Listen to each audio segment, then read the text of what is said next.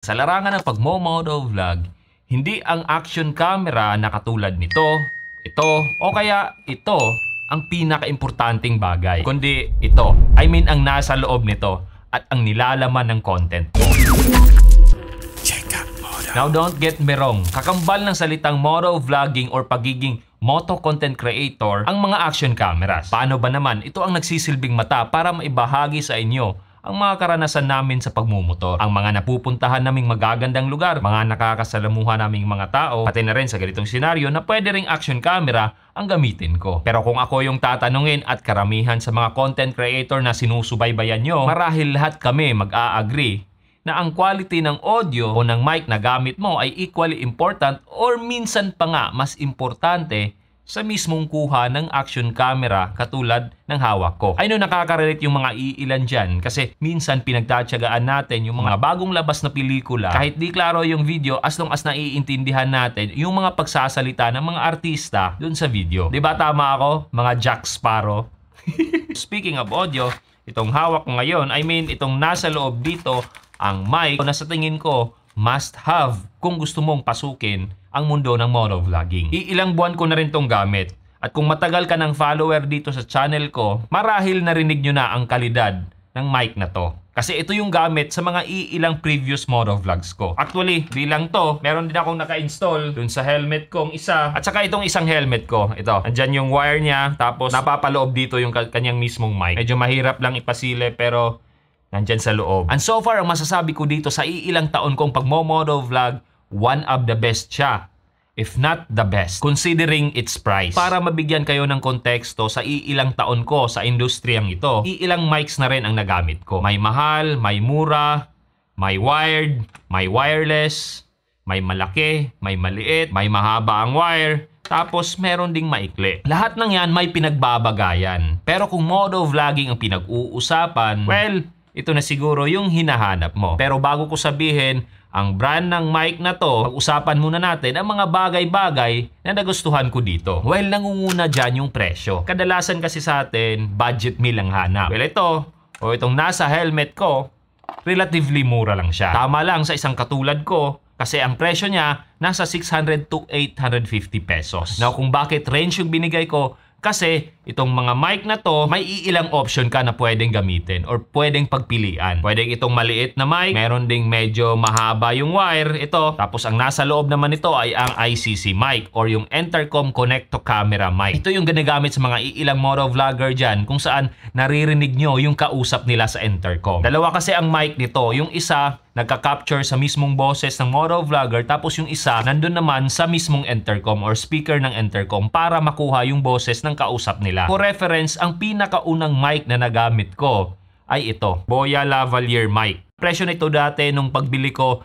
is around 1,000 pesos. Actually, nakadalawang beses pa akong bumili nito kasi nasira yung pinakauna. Tapos yung isang mic naman na medyo nagtagal sa akin, yung Comica mic. Around 1,500 pesos din yon. Speaking of Comica, gumamit din ako ng wireless mic na Comica, around 6,000 pesos. Tapos itong isang wireless mic naman na suot-suot ko ngayon, around 19,000 pesos ito nung lumabas. Pero ngayon, around 15,000 to 16,000 pesos na lang. Ito yung Holyland Lark Max. So in comparison sa mic na gamit ko ngayon, itong hawak-hawak ko at itong nasa helmet ko, napakamura na nito. Now, yung pangalawang nagustuhan ko dito ay yung build quality niya. Goods ang quality niya, maganda yung material na gamit. Saka kung mapapansin nyo, itong wire niya, parang may sleeve o parang may braid. Nakakatulong tong ganito kasi base sa naging experience ko, itong wire niya or itong wire ng mga mic, may tendency talaga na mag-crack or maputol, especially kung palaging naiipit or natutupik. Nagkakaroon siya ng lamat tapos nakakaapekto sa audio quality. Saka isang bagay din na nagustuhan ko, yung jack niya. Almost 90 degrees na siya. Ayan. Pero yung pinakabago, itong nasa isang helmet ko, yung pinakabago.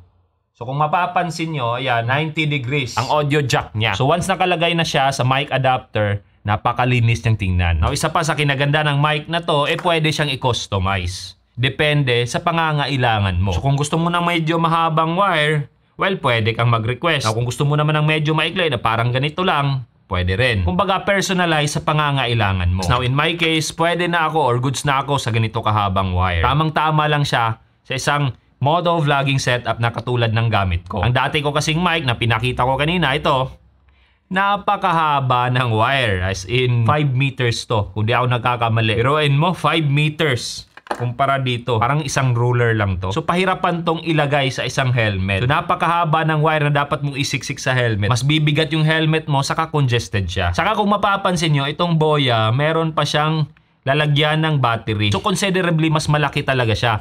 Bukod sa mahabang wire, meron pa nito. Kasi kung ikukumpara mo dito, well, plug and play na to. Now, speaking of plug and play, kadalasan kasi sa nabibili nating lav mic, hindi directly compatible sa ating mga mic adapter na katulad nito or ito. Mostly kasi ang tinatanggap or compatible nitong mic adapter ay TRS na audio jack. So ang TRS na sinasabi ko, ganito.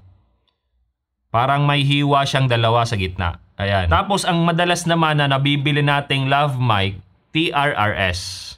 Ayan. Ganyan yung itsura. Tatlo yung parang hiwa niyang itim.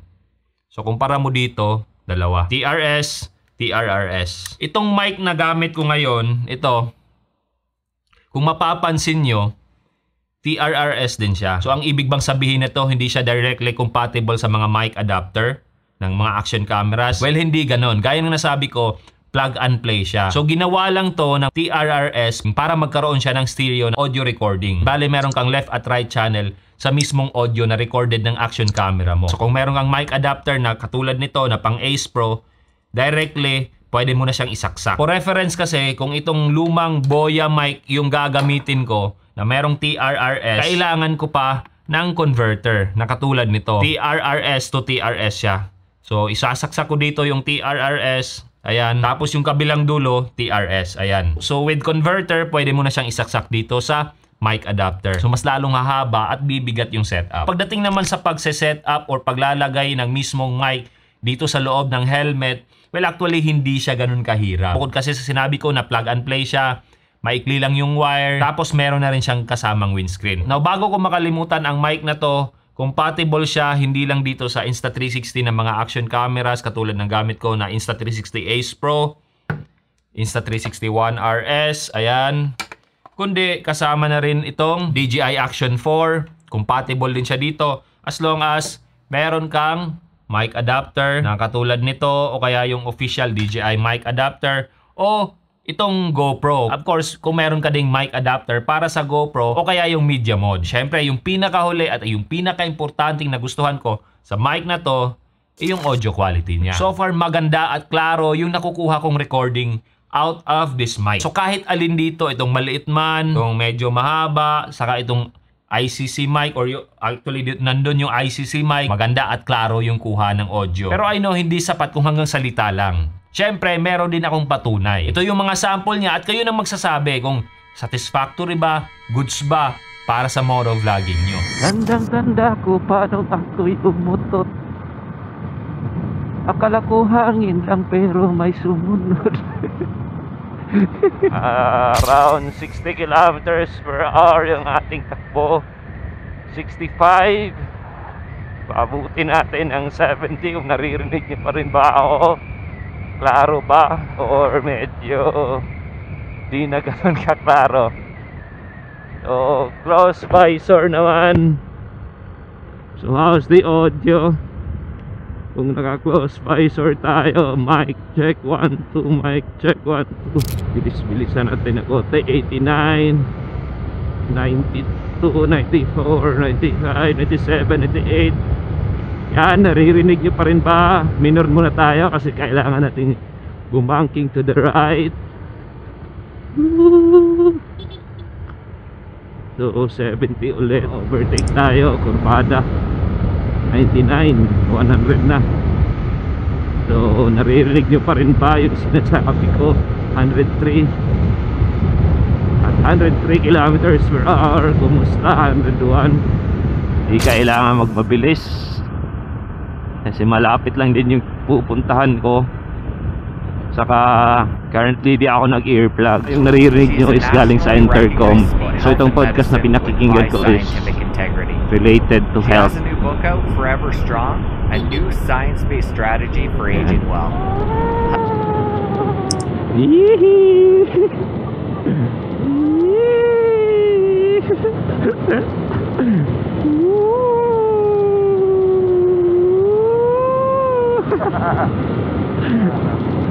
kabayo. Ooh!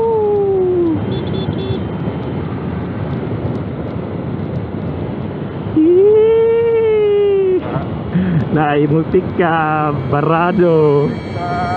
Sa kagaya na nasabi ko earlier, meron na siyang kasamang windscreen. Ayan. Meron na siyang mga kasamang windscreen. Now, ang purpose nitong windscreen is to reduce wind noise. Now, so far, pagdating sa wind noise, maganda at saka hindi masyadong malakas yung kuha ng mic na to. Now, isang bagay lang sigurong mabibigay kong comment pagdating sa mga windscreen na to is parang dinikit na siya. Wala akong nakikitang option na tanggalin siya. Unless na lang kung talagang pwepersahin mo. At least, bigyan na tayo ng chance na pwedeng alisin to at magpalit ng ibang windscreen. So, yun lang naman siguro yung napansin ko dito. Saka isang bagay na palagi kong inuulit-ulit pagdating sa mga motovlogging helmet, yung mic natin dapat yung placement niya dito sa ating helmet dapat nasa taas na bahagi ng chin bar para hindi masyadong malakas yung wind noise. Saka kung maaari, kung merong chin curtain yung mismong helmet nyo, ilagay nyo. Kasi nakakabawas din to ng wind noise. Na kung meron namang mga vent yung helmet nyo, pag-eksperimentohan nyo. Mag-try kayo na open siya, dito, naka-open, or i-close. Kasi minsan, pag masyadong close yung helmet natin, muffled yung nakukuha nating audio. Depende kasi yan sa setup or mismong setup nyo. Now, isang bagay din na napansin ko dito sa mga mic na to, hindi siya nagpipick or hindi distorted yung audio na nakukuha ko. My past experiences sa mga motovlogging setup ko dati, meron akong attenuator. Ito, kung saan pwede kong ibaba yung napipick up na audio ng aking mic para hindi maging sabog yung audio or quality ng audio nakuha ng aking recording. Now, with this mic, hindi ko na kailangan itong attenuator. Now, in fairness naman sa mga kamerang gamit ko, katulad nitong Ace Pro, meron siyang audio gain adjustment. So, pwede ko siyang i-adjust para bumaba yung nakukuha or napipick up niyang audio. Ganon din dito sa Insta360 ONE RS. Ganon din itong DJI Action 4. I think itong Hero 12 wala. Hindi rin ako bumili ng mic adapter dito kasi masyadong mahal. Saka bukod sa hindi sabog yung nagiging kuha niyang audio, balance din yung pick up ng boses ko. Bali, hindi siya ganun kanipis. Tamang-tama lang para magkaintindihan tayo. Lalong-lalo na kayo na nanonood ng mga videos ko. So, ang tanong, ano ba ang mic na gamit ko? Ito, saka itong nasa loob ng helmet ko, saka yung ICC mic na nasa likod na helmet ko. Yung pinakita ko kanina. Ano ba? Ano bang mic na to? O ano bang pangalan ng mic na to? Tang-tanane! Well, ang pangalan ng mic na to is Racing Boy. I think familiar na kayo dito. Narinig nyo na siguro sa mga ibang motovlogger kasi yun nga, relatively affordable siya, saka quality na rin. Tapos highly compatible pa sa mga action cameras na available ngayon sa merkado. With that being said, kung gusto nyo mag-improve yung motovlogging setup nyo, lalong-lalo na pagdating sa audio, highly recommended ko tong Racing Boy mic. Mapa-ICC mic man siya, o kaya itong nag-iisa or solo mic lang. Now, sa mga gustong bumili nito, i-check nyo yung description or yung comment section. Ilalagay ko yung link kung saan kayo makakabili. Or kung gusto niya ng physical store na mapagbibilhan, i-check nyo yung memory.ph na tindahan.